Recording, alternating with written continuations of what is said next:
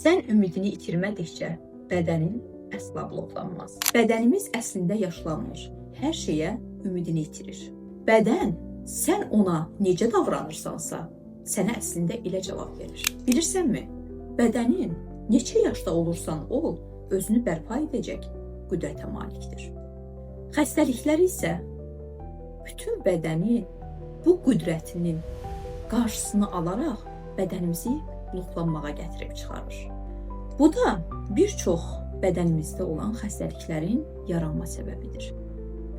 İbn Sinanın dediyi kimi, hətta yaşlılıq yoxdur, xəstəlik yoxdur, bədəndə negativlik yoxdur. Bunların hər birini biz özümüzə yaradırıq. Nədən?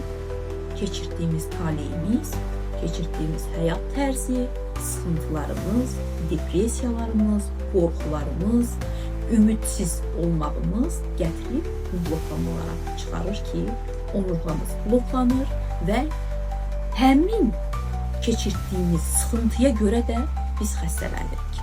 Ümidsiz olmaq o qədər böyük negativ enerjiyə malikdir ki, hətta insanı öldürə bilər.